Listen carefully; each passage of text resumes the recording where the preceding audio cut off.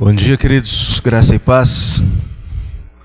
Todo mundo meio afastadinho, meio disperso. Se os irmãos quiserem fazer a gentileza de se aproximarem, eu agradeço, mas não se sintam obrigados a tal. A nossa lição de hoje, a lição número 4, fala sobre o lugar das crianças no reino de Deus. Qual é o lugar das crianças no reino de Deus? Ou as crianças têm lugar no reino de Deus? Havia uma série de discussões teológicas nos dias de Jesus a respeito deste assunto. Entre os antigos também discutia-se sobre a questão de se as crianças estavam aptas ao reino ou à vida espiritual plena, né? Hoje vamos falar um pouquinho sobre isso e como Jesus enxerga esta questão. Vamos orar primeiro, mais uma vez. Pai querido, muito obrigado, Senhor, pelo privilégio que o Senhor nos concede. Estamos na Tua casa, podemos de maneira tranquila, livre, segura, abrir a Tua palavra. Te agradecemos em primeiro lugar pela palavra que temos em nossas mãos. Te agradecemos por este privilégio maravilhoso de estudá-la, privilégio que às vezes desprezamos, substituímos por coisas secundárias e de valor insignificante se comparados à palavra da vida. Não permita que o nosso coração seja inclinado para esse tipo de atitude e ajuda-nos a em todo o tempo buscar conhecer-te mais e mais. Te louvamos com ações de graças em nome de Jesus. Amém. O texto já é conhecido dos irmãos, Marcos capítulo 10, versos 13 até o 16. Vamos ler a partir do verso 13, dentro de alguns instantes. Tá? O contexto em que acontece este ensino de Jesus é um contexto bastante interessante. Ontem estávamos aqui em reunião com a mocidade e o Plínio fez uma pergunta: se você soubesse que era a sua última semana ou o seu último mês, como você se relacionaria com as pessoas? Jesus sabia que era a sua última semana. Jesus estava a caminho de Jerusalém. Isso aqui é pouco antes do famoso Domingo de Ramos, isso aqui é pouco antes da famosa Sexta-feira da Paixão. Ele está a caminho de Jerusalém. E é um período em que os fariseus se uniram aos saduceus e se uniram aos herodianos, ou seja, todos os grupos religiosos de Israel estavam se apresentando contra Jesus, testando Jesus, tentando ver se pegavam-no em alguma falha, para terem do que o acusar.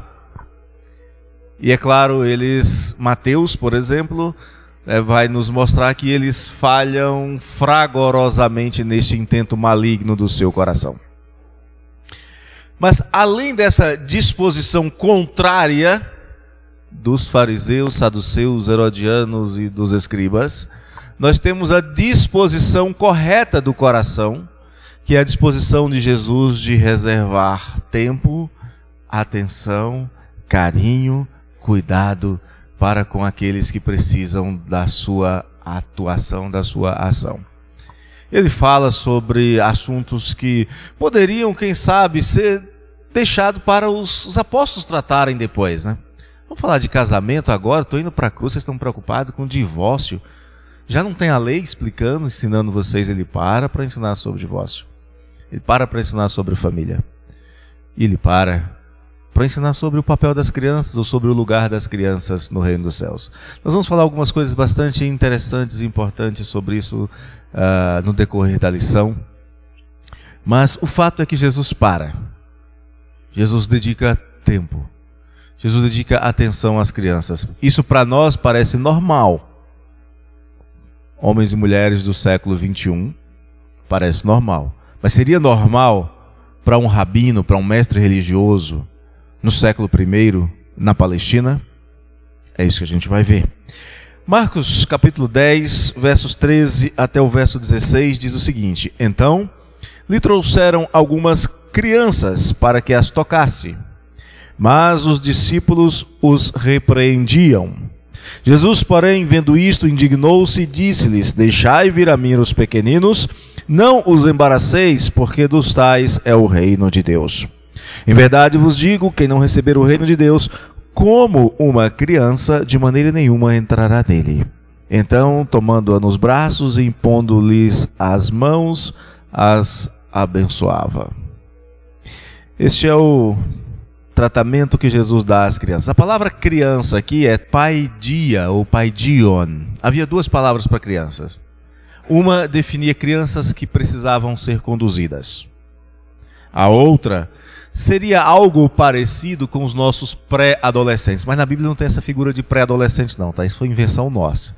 Inventamos os adolescentes, depois inventamos os pré-adolescentes, já estamos criando aí os pós-adolescentes e os pós-jovens, né? O pessoal não quer chegar na maturidade não. Tem gente aí com 35 anos, 40 anos, morando na casa de papai e de mamãe, são os pós-jovens. Não querem deixar de ser jovens, adolescentes para se tornarem adultos. Mas na cultura da época havia crianças até 12 anos, 364 dias, 23 horas e 59 minutos.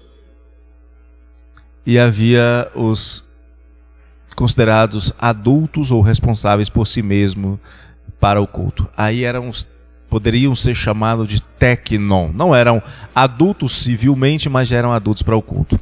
Jesus fala que o texto fala de paidian. De onde vem a nossa palavra pedagogia, pedagogo?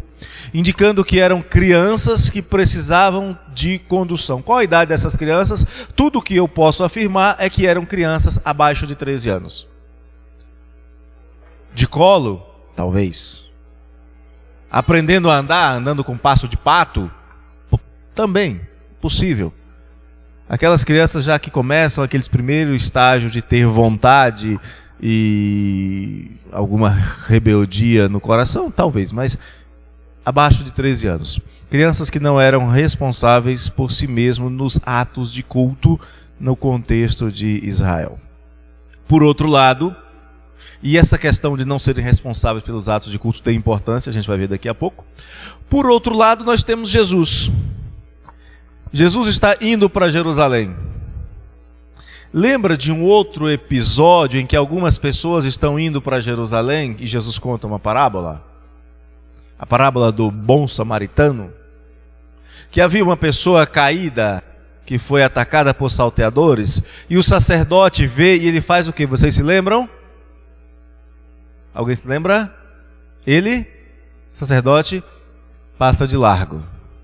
Depois vem o levita, e o que o levita faz? O levita vai para o culto, vai dirigir o culto, vai cantar, né, vai tocar o shofar, a trombeta, vai cuidar do sacrifício. O que ele faz? Ele passa de largo. Aí vem o samaritano. Eu não quero chamar a atenção para o samaritano nesse momento. Por que o sacerdote, por que o levita passaram de largo? Porque se aquele indivíduo estivesse morto, tem um detalhe. Cada família sacerdotal, cada grupo de família, os levitas eram divididos em famílias eram divididas em subfamílias, e cada grupo era escalado uma vez por ano para servir no templo. Se era escalado uma vez por ano, aquele era o grande dia daquela família servir. Por isso o sacerdote passa de largo, porque senão ele não poderia durante um ano servir de novo no templo, e para eles era muito importante. O levita podia ir para o templo o tempo todo, qualquer dia, não tinha problema, mas para serviço, só um ano depois. E talvez ele não fosse escalado, talvez outro da sua família fosse escalado, então era muito importante. E aquele indivíduo estava caído, e se eles tocassem naquele indivíduo, se eles pisassem no sangue daquele indivíduo, eles seriam considerados impuros, não poderiam ir para o templo, não poderiam sacrificar, não poderiam oficiar, teria que voltar para casa constrangido e entristecido e esperar, quem sabe, um dia que fosse sorteado de novo. Por que eu estou contando essas coisas? Jesus está indo para Jerusalém. Jesus está indo para a Páscoa, ele vai para o culto, ele vai para o templo. Para entrar no templo ele teria que estar puro cerimonialmente, ele poderia estar limpo. Ele era reconhecido como um profeta, as pessoas viam-no como um profeta, viam-no como alguém que tinha autoridade para ensinar. Não era como os escribas, não era como os fariseus que viviam repetindo ensinamentos de terceiro. Ele falava: olha, vocês ouviram o que foi dito aos antigos, eu porém vos digo, eu quero ensinar para vocês, eu tenho opinião. E as pessoas viam isso. E de repente o povo vê isso, começa a reconhecer isso em Jesus e levam seus enfermos, levam as pessoas que estão doentes, levam aquelas que estão oprimidas, cativas pelo diabo, começam a levar todo tipo de gente para Jesus.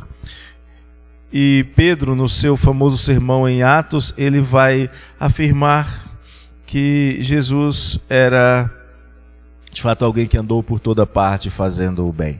Em Lucas 24 nós temos também a mesma expressão, os discípulos no caminho de Emaús falando que Jesus o Nazareno era varão profeta, poderoso em obras, poderoso em palavras, poderoso em ações diante de Deus e diante dos homens. Então as pessoas procuravam Jesus, queriam que Jesus fizesse alguma coisa por elas. Temos o exemplo do pai que tinha um filho possesso, temos o exemplo de uma mulher que tinha sua filha adoentada, temos o exemplo de Jairo, do centurião que tinha um servo enfermo. As pessoas começam a procurar Jesus porque sabem que ele é capaz de ajudá-los, de abençoá-los. E aí chegam pessoas com crianças. Normal? Hoje, normal levar crianças para a igreja? Se Jesus estivesse andando pelas nossas ruas, nós levaríamos normalmente os nossos filhos para que Jesus os abençoasse? Sim ou não? Você levaria o seu filho para Jesus colocar a mão sobre eles e abençoá-los? Sim ou não? Levaria. E daria até cotovelada do irmão. Minha vez primeiro. Não é isso? Não, não é isso não. Não faz isso não. É feio. Jesus tem paciência, ele atende a todos, ele atendia a todos. Só que havia um problema. Para os rabinos, para os religiosos do século I, eles não se relacionavam com crianças por um motivo muito simples. As crianças, elas pegam em coisas que não devem. Elas comem coisas que não devem. Uma criança poderia estar brincando e pegar num animal impuro. Pegar no cadáver de um bichinho. Criança brincando, vê um bichinho morto, criança pega. Algumas até levam para a boca. Não é isso? Vocês já viram criança fazer esse tipo de coisa? Vê um bichinho morto ali, começar a brincar, de repente está comendo um grilinho tranquilamente. Às vezes não vou falar não. Uma blatodea. Vocês pesquisem depois o que é uma blatodea. Então os religiosos, eles evitavam que as crianças tocassem neles, para que eles, ao serem tocados por crianças que tinham tocado em uma coisa impura, eles próprios não ficassem impuros. E aí se eles ficassem, já pensou o mestre, já pensou o pastor de vocês, de repente aqui eu ou o pastor Gelmário, com o senhor Rony, fala assim: pastor, o senhor vai ficar fora da igreja, sem poder entrar na igreja durante uma semana porque o senhor está impuro. E tinha que ficar fora e visível. Todo mundo entrando para a igreja e o pastor do lado de fora. E vocês olhando para... Seria constrangedor, não seria? Seria bem constrangedor.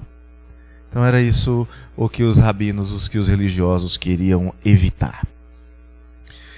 Mas Jesus simplesmente disse: não, está errado. Não faz isso não. Deixem vir a mim as crianças, as paidian, as crianças que precisam ser conduzidas, as crianças que se deixam ser conduzidas, as crianças que aceitam ser conduzidas, deixem vir a mim. Não as embaraceis, não as impeçais, porque das tais é o reino de Deus. Falamos sobre isso daqui a pouco. Então as pessoas trazem as crianças para Jesus. E aqui a nossa lição vai destacar que existem três situações envolvidas aqui. Primeiro, existem pessoas que trazem crianças a Jesus. As crianças não viriam sozinhas. As crianças não iriam a Jesus sozinhas. E no nosso contexto, quantas crianças poderiam estar aqui na igreja se não fossem trazidas por nós? O seu filho estaria aqui? A sua filha estaria aqui se não fosse trazida por você? Alguns já têm adolescentes, lembra? Eu estou falando de paidian, 12 anos. Quem aqui ainda tem criança nessa idade? 12 anos. Dos que estão presentes aqui. Criança com 12 anos. Abaixo de 12 abaixo. Alguém aqui tem criança com 12 anos abaixo? Filho ou neto? Tem. Viriam sozinhos? Não. Quantos quilômetros daqui fica a casa de vocês? 10? 8?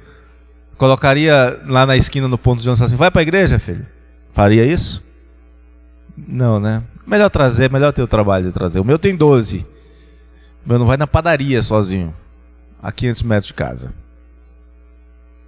É o nosso contexto. Então, eram crianças que precisavam ser levadas. E aqui nós temos aqueles que levam as crianças. O detalhe, de novo, é que essas crianças ainda não estavam introduzidas plenamente na vida religiosa. Eram crianças que ainda não entravam no templo para oferecer sacrifícios. Eram crianças que ainda precisavam ser instruídas e que não respondiam por si mesmos nos atos de culto. Se uma criança aprontasse alguma coisa, era visto como criança, era repreendido como criança, era ensinado como criança, mas não seria tratado como adulto. Uma criança falasse uma blasfêmia, Deus não existe, por exemplo. A estultícia está ligada ao coração da criança. O que você faz? Varinha nela, ensina, explica, corrige. Agora, se com 13 anos falasse a mesma coisa, aí era blasfêmia, aí era pedra. Aí era apedrejamento. Então a criança está nessa fase aí.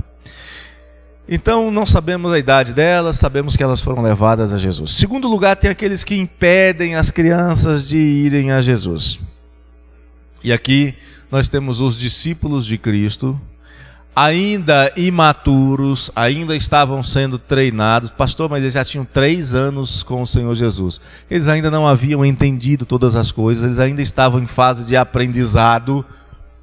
E eles viram Jesus tratar com pobres, tratar com publicanos, tratar com meretrizes, tratar com pessoas de outras nacionalidades, mas eles ainda não tinham vencido todos os seus preconceitos religiosos. Então eles impedem as crianças de irem a Jesus, porque era o costume, gente, porque eles cresceram assim, porque eles foram educados assim, são como nós temos a nossa visão de mundo, nós temos o nosso jeito de pensar, e às vezes nós vemos coisas que nós estranhamos, e às vezes nós fazemos coisas que, se for olhar o ensino das Escrituras, são repreensíveis, mas fazemos culturalmente. E era essa a cultura deles. Mesmo já tendo acontecido, por exemplo, o que nós encontramos em Mateus 15, verso 22 e 23. E eis que uma mulher cananeia, que viera daquelas regiões, lá das regiões de Tiro e Sidom, clamava: Senhor, filho de Davi, tem compaixão de mim. Minha filha está horrivelmente endemoniada. Ele, porém, não lhe respondeu palavra. E os seus discípulos, aproximando-se, rogaram: manda essa mulher embora, despede-a, pois vem clamando atrás de nós. E na sequência nós vamos ver que Jesus conversa com essa mulher, que Jesus coloca essa mulher em uma prova de fé, e ela passa na prova, e aí ele diz assim: olha, eu não tenho visto em Israel fé semelhante à dessa mulher. Os discípulos estavam em Israel, e por causa dos seus preconceitos, eles são repreendidos e colocados num nível inferior a uma mulher cirofenícia, uma mulher cananeia. Então esses eram os discípulos, e às vezes somos nós também. Quantas vezes com o nosso mau testemunho nós dificultamos que as crianças venham para a igreja? Você acha que é bonito? Eu vi isso acontecer. Um pai chegava na porta da igreja, lá no Pará, com uma motinha, 3 crianças na moto, ele mais 3, parava na frente da igreja, despejava as crianças e ia embora. Sabe onde essas crianças estão hoje? Nenhuma na igreja. Exemplo, mau exemplo. Quer ver um outro exemplo que pode estar acontecendo? Espero que não entre nós. Na mesa do café da manhã, na mesa do almoço, na mesa do jantar. Eu sei que é difícil reunir a família para café da manhã, almoço e janta ultimamente, mas no fim de semana, quem sabe? E aí o teu filho, tua filha fala assim: olha, a professora falou isso, fez isso assim, assim. Aí a língua coça e você começa a descer a lenha, a falar mal do professor e da professora. Ou do pastor, ou do presbítero, ou do diácono, sei lá. O que você está ensinando para a sua criança? Que a igreja é um lugar bom para ela ir? Que a igreja é um lugar bom para ela aprender? Ou você está criando pedra de tropeços e impedimentos no coração desta criança? Não é só falar assim, não vou te levar. Não é só falar, você não vai. Tem aqueles que impedem, são os discípulos, não são os de fora, não. Em vez de serem facilitadores, se tornam obstáculos. Em terceiro lugar, tem aqueles que abençoam as crianças. Jesus exerce esse papel de demonstrar amor, receptividade, cuidado, atenção. Ele faz isso em relação às crianças, ele faz isso em relação aos marginalizados da sociedade, ele faz isso em relação a todos. Uma mulher hemorrágica, leprosos, ladrão na cruz. Eu e você. Nós não somos melhores do que a mulher hemorrágica, do que o ladrão na cruz, do que aqueles 10 leprosos. Não somos. Não somos melhores do que aquela mulher cirofenícia, aquela mulher cananeia que ele compara a um cachorrinho. Não somos. Mas ele faz isso. Então nós vamos falar sobre estas coisas. E se vocês tiverem, queridos, tiverem dúvidas, quiserem interromper, fique à vontade. Se vocês não me interromperem, eu vou falar aqui sem parar. Eu ligo no 220 e vou embora. Mas se tiverem dúvidas, pode interromper. Não é proibido, tá? Mas se não me interromperem, eu falo sem parar. Então nós vamos ver aqui Jesus nos encorajando. Nós temos filhos, nós que teremos filhos, os filhos já cresceram, que teremos neto, temos netos e vizinhos e amigos que têm filhos. Jesus está nos encorajando a trazer as crianças à sua presença. Quando ele fala, deixai vir a mim os pequeninos, não os embaraceis, ele está dizendo para que o caminho para ele não seja obstaculizado, que não haja empecilhos, que não haja pedras de tropeços, que não haja cascas de banana, que não haja mau testemunho, que não haja preguiça nossa. Então vamos ver aqui algumas verdades específicas. Primeiro, em Mateus 10:14, encontramos Jesus demonstrando amor, afeição, carinho pelas crianças. Aliás, ele faz uma comparação interessante. Ele nos compara com crianças. E olha o que ele diz em Marcos 9, 36, 37. Ele toma uma criança, coloca no meio dos discípulos e das demais pessoas. E é curioso que isso acontece em Marcos 9. E em Marcos 10, os discípulos estejam de novo impedindo as crianças de irem a Jesus. Parece que eles não aprendem, são cabeça dura, né? Como esses discípulos são cabeça dura, gente? É diferente da gente? É diferente da gente? Ouve, aprende e continua precisando aprender. Ele diz assim, trazendo uma criança, colocou-a no meio deles e tomando-a nos braços, disse-lhes, qualquer que receber uma criança, tal como essa, em meu nome, a mim me recebe. E qualquer que a mim me receber, não recebe a mim, mas ao que me enviou. Olha que interessante. Ele mostra um profundo interesse, nos compara com crianças. Ele vai dizer ainda que fazer uma criança tropeçar, criar dificuldades para uma criança se aproximar dele, e aqui ele vai usar a expressão, ele usa criança em Marcos 9, 36, 37, mas ele vai falar de pequeninos crentes. E quem fizer tropeçar a um desses pequeninos crentes, melhor lhe fora que se lhe pendurasse ao pescoço uma grande pedra de moinho e fosse lançado no mar. Ele diz que criança pode crer. Vocês já viram a igreja que diz que criança não pode crer, que não pode batizar criança? Já viram? Criança não crê, então só pode ser batizado aquele que crê. Jesus disse que os pequeninos creem. 10 anos. Não sei se vocês conhecem a história de Suzy Graham, a avó do Billy Graham. Conhecem? Suzy era uma menininha, 8 anos de idade, um missionário chegou na igreja e anunciou que ia fazer uma coleta para fundos missionários. e disse que cada pessoa deveria trazer algo precioso, algo realmente valioso para entregar como oferta. E naquela época, não é como hoje que você vai no supermercado e você tem trocentos modelos diferentes de boneca. Ela tinha uma bonequinha de porcelana, uma raridade, que ela amava de paixão. E ela passou a tarde inteira olhando para aquela bonequinha. Era a coisa mais preciosa que ela tinha. Eu até, lembrando disso, fico olhando como nós ofertamos tão pouco. E Suzy foi para o culto, vestiu o seu melhor vestido, pegou a sua bonequinha, colocou nos braços. A mãe dela olhou para ela e disse: você vai levar a boneca para o culto hoje? Ela disse: eu vou. A senhora deixa? Deixo. A mãe dela entendeu mais ou menos o que ia acontecer. E a Suzy então vai para o culto. Quando chega no culto, está sentada lá, o diácono vem com a bandeja. Não vinham à frente para trazer, o diácono leva a bandeja. E a Suzy, então, quando chega na vez dela, né, o diácono, ela é pequenininha, né, uma menininha de 8 anos, e o diácono chega com a bandeja, ela faz assim, pede para baixar um pouco mais. E o diácono então abaixa. E ela pede para baixar um pouco mais.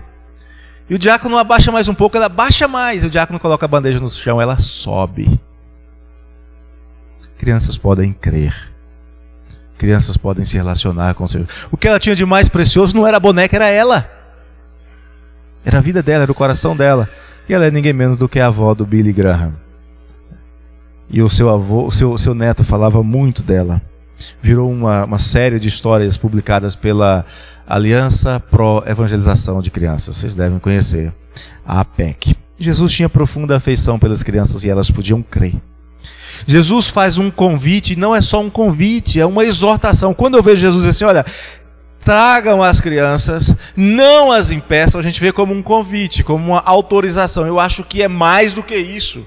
É um chamado à responsabilidade. Se Jesus está dizendo não impeçam, ele está dizendo que você, pai, que você, mãe, que você, avô, que você, cuidador de uma criança, você não pode criar nenhum obstáculo. E se o obstáculo existir, você tem que acabar com ele. Qual é o obstáculo que às vezes nós temos? Distância. As crianças têm o obstáculo da distância. Se vira, pai e mãe. Você não atravessa meia Brasília para levar para a escola? Enfrentando o trânsito? O que é mais importante? Aprender matemática, fórmula de Bhaskara e etc. Ou aprender a andar nos caminhos do Senhor? O que é mais importante? O que é mais importante para você? Garantir que seu filho tenha uma boa profissão e ganhe muito dinheiro? Ou garantir que ele conheça o Senhor e tenha vida eterna? O que é mais importante? E a gente atravessa meio Brasília todo dia, 2 vezes por dia. Eu pelo menos faço isso. 50 quilômetros todos os dias rodando em Brasília por causa das minhas crianças. Tudo bem que ela já não é tão criança assim, mas para mim é minha criança e é minha responsabilidade. Mas quando ela fala, pai, eu vou na igreja, eu vou em tal lugar, posso estar morto de cansado. Bora. Às vezes eu vou ficar lá sentado, lá no último banco. Programação de mocidade, programação... Mas eu vou. Meu filho é a mesma coisa. Eu queria desafiar você a fazer a mesma coisa. Não permitir que haja nenhum empecilho para que o seu filho, para que a sua filha, para que alguém que esteja sob o seu cuidado, para que alguém com quem você tenha possibilidade de levar a Jesus, não fique distante do Senhor. É um convite, sim, mas é uma chamada à responsabilidade. Jesus deseja que as crianças tenham proximidade e intimidade com Ele. O texto diz que Jesus toma as crianças no colo. Nenhum rabino do primeiro século fazia isso. Ninguém. Jesus toma as crianças, coloca-as no colo, impõe sobre elas as suas mãos e as abençoa. Ah, pastor, mas os religiosos judeus daquela época pensavam que uma criança de 13 anos ainda não poderia ser iniciada na lei. Como assim? Provérbios capítulo 4, versos 3, 4 e 5. Olha só o que diz lá. Quando eu era filho, abre aí Provérbios 4, 3, 4 e 5. As crianças podem aprender sabedoria, podem ser ensinadas a serem sábias. Diz o seguinte aí: quando eu era filho em companhia de meu pai, tenro e único diante da minha mãe, era criança. Então ele me ensinava, é o pai quem ensina, e me dizia: retenha o teu coração as minhas palavras, guarda os meus mandamentos e vive. Adquire a sabedoria, adquire o entendimento e não te esqueças das palavras da minha boca, nem delas te apartes. Aqui é um pai ensinando a criança no caminho que ela deve andar. Ensinando o caminho da sabedoria para uma criança, para que ela não se separe deste conhecimento. Ou seja, criança pode aprender sim sobre o amor, sobre a graça redentora do Senhor Jesus. E, aliás, não só pode, como deve, como precisa. Mas aí algumas pessoas começam a criar dificuldades. Os discípulos do Senhor, um capítulo antes, algum tempo antes, pouco tempo antes, Jesus já tinha dito que as crianças podiam vir a Ele. Mas talvez eles pensaram: não, naqueles dias estava longe da Páscoa, naqueles dias Jesus ainda talvez tivesse uma semana para purificação, talvez desse tempo, né? Então poderia ser. Mas agora não, a Páscoa está aí, é semana que vem já. Nós já estamos indo para Jerusalém, não dá mais tempo. Talvez, é possível. Mas Jesus fica indignado contra os seus discípulos. É a única vez que Jesus fica indignado com os seus discípulos. Ele não ficou indignado com eles quando eles o deixaram sozinho no Getsemane, uma semana depois. Ele não ficou indignado com Pedro quando Pedro o negou pela terceira vez. Não. Mas aqui ele ficou. E a palavra indignação, aganatel, sabe o que significa? Significa sentir-se profunda e internamente dolorida. Significa sofrer uma violenta irritação física. Significa estar tão irritado e angustiado a ponto de mostrar externamente sinais de dor. Foi isso que Jesus sentiu. Uma dor tão forte que isso ficou claro e patente para quem estava olhando para ele. Algumas outras pessoas também ficaram indignadas. Essa palavra é aplicada para algumas outras pessoas. Por exemplo, os discípulos ficam indignados com Tiago e João quando eles pedem para ficar um ao lado direito e outro à esquerda de Jesus. Os discípulos ficam irritadíssimos e demonstram isso. Jesus percebe. Os sacerdotes, então, eles viviam indignados contra o Senhor Jesus o tempo todo. Eles, acho que se pudessem, se fosse como aquele personagem lá dos quadrinhos, né? Se fosse o Ciclope, ou se fosse o Darkseid, né? Lançariam raios com seus olhos para fulminar Jesus. Vinícius, eu gosto mesmo de quadrinhos. Conversamos sobre isso recentemente. O principal da sinagoga fica irado contra o Senhor Jesus, indignado contra o Senhor Jesus quando ele cura num sábado. Mas os discípulos também ficam indignados com a pecadora que unge os pés do Senhor Jesus, jogando fora um frasco de perfume caríssimo. Indignados por causa do dinheiro, né? Não por causa do gesto dela. É a única vez que Jesus fica indignado com os discípulos, quando eles impedem as crianças de se aproximarem dele. Uma única vez. Em todos os 4 evangelhos. Só essa vez. Não podemos nos colocar sob esse sentimento do Senhor Jesus. Eles demonstram preconceitos contra as crianças. Eles impedem as crianças de irem a Jesus. Mesmo Jesus dizendo: não façam isso. Não impeçam as crianças de virem a mim. E ele então reprova os seus discípulos, porque eles estavam, veja só, desestimulando. Já pensou o pastor, o presbítero, o diácono, o professor da escola dominical desestimular você a trazer as suas crianças para o culto? Para a escola bíblica? É lógico uma coisa dessa? Era o que estava acontecendo. Estavam desestimulando os pais. Estavam afastando as crianças de serem abençoadas pelo próprio Senhor Jesus. Estavam indo contra o ensino de Jesus, que ninguém deveria ser impedido de ir a Ele. O convite dele é muito claro. É para todos os que estão cansados e sobrecarregados. É para todos que têm fome e sede. Vocês acham que criança não tem fome e sede de comunhão com Deus? Vocês já viram como as crianças se comportam num culto? Quando você faz uma programação para elas? Ontem eu trouxe o meu filho, tem 12 anos, eu trouxe para participar da programação da UPA. Ele não tem idade ainda. No meio da programação eu me aproximei dele, de propósito. Falei, filho, vamos embora? Não ia embora não, era 5 horas da tarde, a gente estava aqui ontem trabalhando, né, Roberto? Eu, Roberto, o presbítero Jorge e outros estávamos aqui trabalhando, não ia embora aquela hora. Vamos embora, filho? Ele, primeiro eu perguntei, você está gostando, filho? Ele é menos que monossilábico, né? Ele, está gostando, filho? Vamos embora, filho? Primeiro foi, está gostando, filho? Ele, Vamos embora, filho? Eu já sei, ele não precisa falar mais do que isso. Na hora de ir embora, eu fui no carro com ele, perguntando, e filho, gostou? Aprendeu? Gostei, pai, gostei muito. Vai querer voltar? Vou, pai.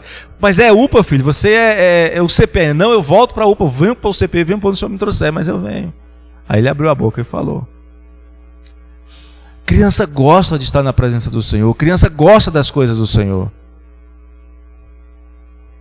Então nós não podemos errar contra as crianças e não devemos nos colocar em oposição à prática do próprio Cristo de tomar as crianças no seu colo. Cristo gosta disso. Ele veio para isso, para salvar todos, independente de idade. Todos aqui não é no sentido de todas as pessoas, mas de todos os tipos de pessoas. Tá? Então os discípulos agem de maneira reprovável. Como eu disse, talvez eles estivessem preocupados. Não, Jesus, você vai para Jerusalém agora, é a grande festa da Páscoa, a criança pode estar contaminada, e aí o Senhor não vai poder entrar no templo, e etc, etc, etc. Ele tomou sobre si todas as nossas dores, Ele levou sobre si todas as nossas iniquidades. Vocês querem impureza maior do que as nossas iniquidades todas serem lançadas sobre Ele na cruz do Calvário, a ponto de Ele clamar, meu Deus, por que me desamparaste? Não está preocupado com isso. Os discípulos haviam esquecido, né, o alvo da vinda de Jesus. Então nós podemos às vezes agir como os discípulos e serem dignos de reprovação. Podemos impedir as crianças de irem a Jesus omitindo-nos, deixando de ensinar para elas a palavra de Deus, nos omitindo, deixando de dar-lhes um bom exemplo através de uma vida piedosa dentro de casa, julgando que as crianças não merecem a maior e a melhor atenção. Chega o pastor em casa, chega um missionário em casa, chega alguém em casa, vamos fazer uma leitura da palavra de Deus. Hoje nem tanto, mas no passado falavam para as crianças, fora da sala. Nós não podemos afastar as crianças, julgar que elas não merecem aprender. Elas merecem. E mais do que isso, elas precisam aprender sobre o reino dos céus. E Jesus então vai nos trazer um ensino interessante aqui. No capítulo 10, no verso 14, Jesus, porém, vendo isso, indignou-se e disse-lhes, deixai vir a mim os pequeninos, não os embaraceis, porque dos tais é o reino de Deus. O que significa dizer que o reino de Deus é das crianças? Nós temos aqui um problema teológico e nós temos aqui um problema de tradução. Primeiro vamos abordar o problema teológico. O que significa Jesus dizer que das crianças é o reino de Deus? Ou melhor, o que não significa? Primeiro, não significa que as crianças sejam sem pecado, que sejam inocentes. Inocente aqui é no sentido de sem pecado, porque criança é sem malícia na vida. É fácil ludibriar uma criança, é fácil enganar uma criança. Tem gente que é especialista nisso. Engana as criancinhas com grande facilidade.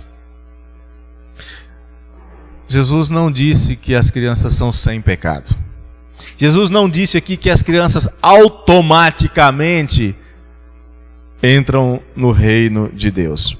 Salmo 51, verso 5. Texto bastante conhecido. Desde quando nós somos pecadores? Salmo 51:5, Jesus diz, a palavra diz, eu nasci na iniquidade. Davi, em pecado me concebeu minha mãe. O que ele está dizendo? Desde quando uma criança é pecadora? Desde quando? Pode falar, gente. Desde o momento em que o óvulo e o espermatozoide se encontram. Foi gerado um pecadorzinho, uma pecadorzinha ali. Está lá no ventre da mamãe, está mexendo, né? As mães sabem disso, né? Tem hora que parece que a criança segura na costela e fica balançando, porque é uma dor esquisita, é uns movimentos, as mulheres dão aqueles sustos. É um pecadorzinho se mexendo ali dentro. Desde ali, nós já temos um pecador, Salmo 51, verso 5. Criança já nasce com inclinação para o mal. Você não ensina a criança a desobedecer, ensina? Você ensina mãe a criança? Ah, meu filho, minha filha, você tem que ser manhosa. Quando você não quiser alguma coisa, você chora. É assim, você ensina? A criança, lá no sul, o pessoal costuma dizer que criança é bardosa, né? Criança é trabalhosa, criança é manhosa, e a gente não precisa ensinar. Você não ensina a criança a mentir. Do nada ela aparece mentindo. Pode ser que ela aprenda com você mentindo, vendo você mentindo, é outra história. Mas do nada ela vai lá e mete o dedinho no bolo na cobertura do bolo de chocolate, come ali, mela até, suja até o olho. Aí você chega, fulano, você fez isso? Não, foi o Totó. Foi o cachorro. O cachorro abriu a geladeira, mexeu lá. E acha alguém para culpar, faz igual Eva. Faz igual Adão no paraíso. Mesmíssima coisa. Pecado original. E é engraçado que a prática é a mesma, né? Foi o cachorro, foi o meu irmão, foi não sei quem, mas eu não. A prática é a mesma. Eu chamo isso de síndrome de Adão. Então, não quer dizer que a criança seja inocente no sentido de ser em pecado. Não quer dizer que as crianças estejam salvas pelo simples fato de que elas são crianças. Salvação não tem a ver com faixa etária, nada a ver. Quando uma criança morre e vai para o céu, isto é, se esta criança que morre vai para o céu, ela vai não é por ser criança, mas ela vai porque o Espírito Santo aplica nela a obra da redenção, porque ela estava entre os eleitos de Deus desde antes da fundação do mundo. Como é que eu sei que uma criança vai para o céu e outra não vai? Não sei. Tenho a menor ideia. Não tem como saber. Aliás, a gente não tem como saber nem quando um adulto chega diante do conselho, né, Roberto? Olha, eu creio.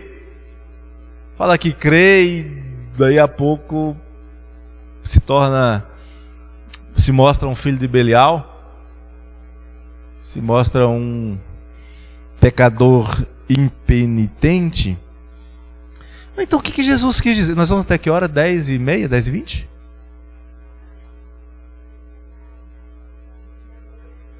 Termina 10h30? Vai dar tempo. Se Deus quiser, dá tempo.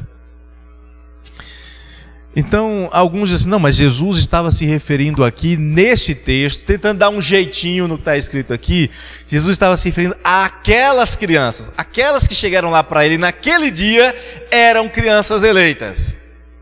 Tudo bem, se você for pensar assim, então você vai pensar que divórcio e casamento dos versículos anteriores era só para aquelas pessoas que estão lá, não é para você. O ensino sobre o casamento que está lá era só para aquelas, não é para você, porque é o mesmo contexto. Então, se o ensino é para todas as épocas, este ensino aqui não é só para aquelas crianças.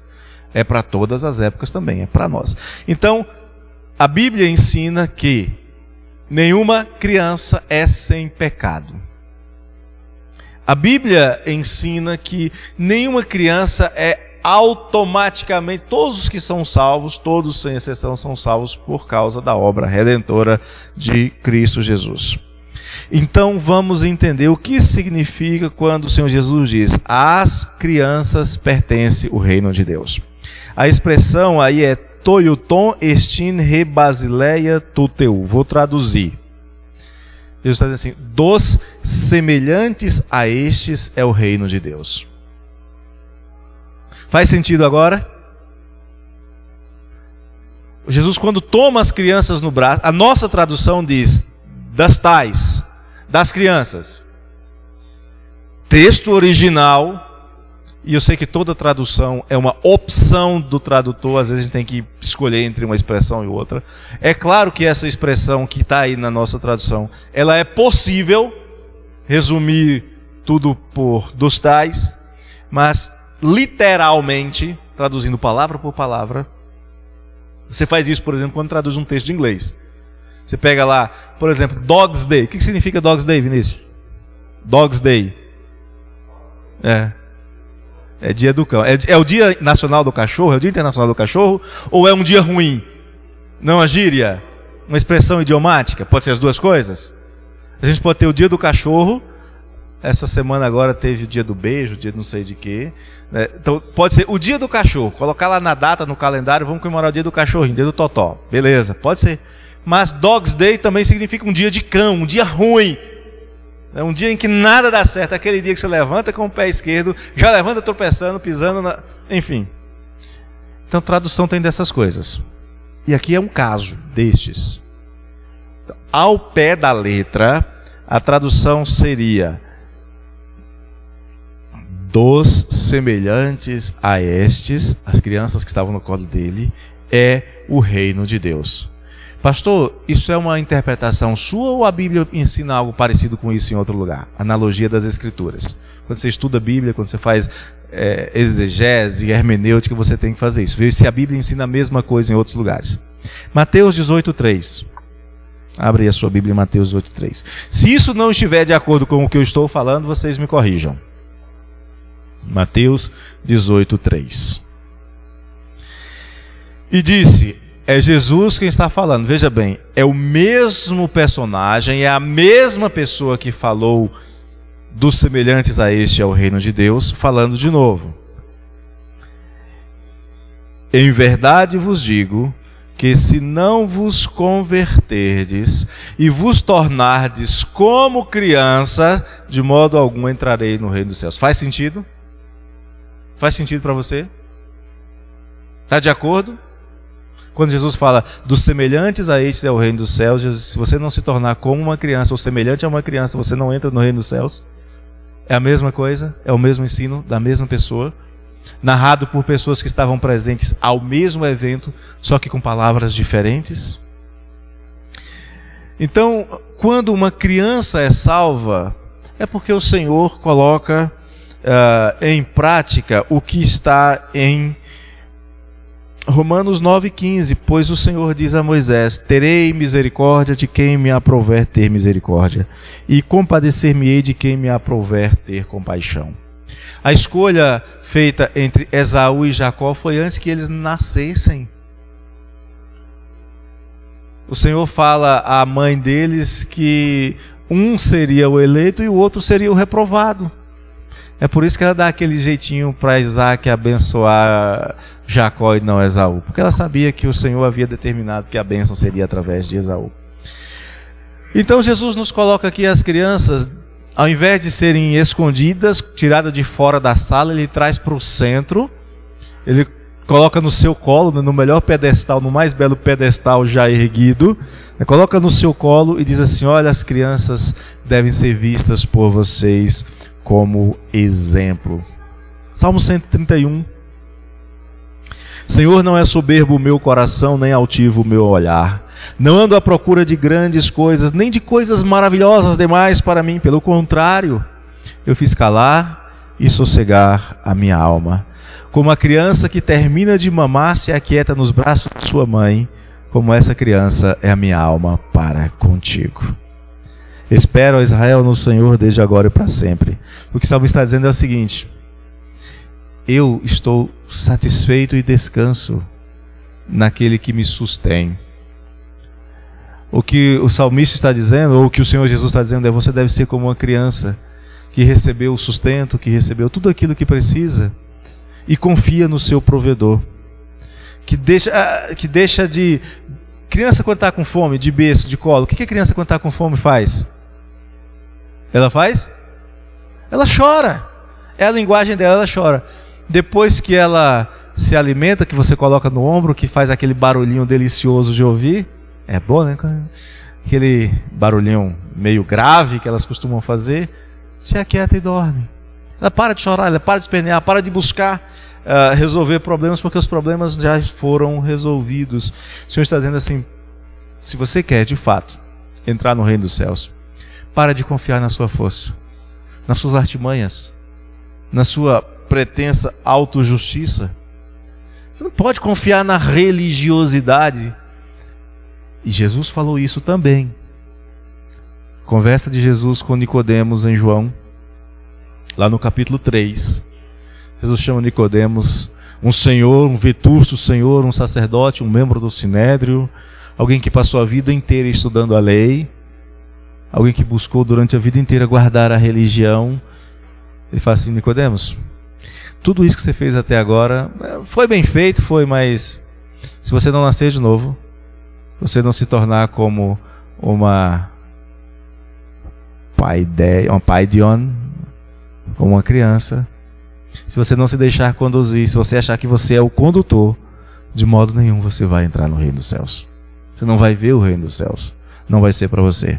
Você tem que se tornar como uma destas crianças. Você tem que se tornar como uma criança. É interessante que a gente olha assim: o ensino aqui é para levar as crianças para Jesus. Não, o ensino aqui é para que nós percebamos que a nossa pretensão e a nossa arrogância pode não apenas nos afastar do reino, como fazer com que a gente afaste as crianças também. É para que a gente olhe para as crianças com o valor que elas têm, a necessidade que elas têm do Evangelho, assim como nós também temos a mesma necessidade.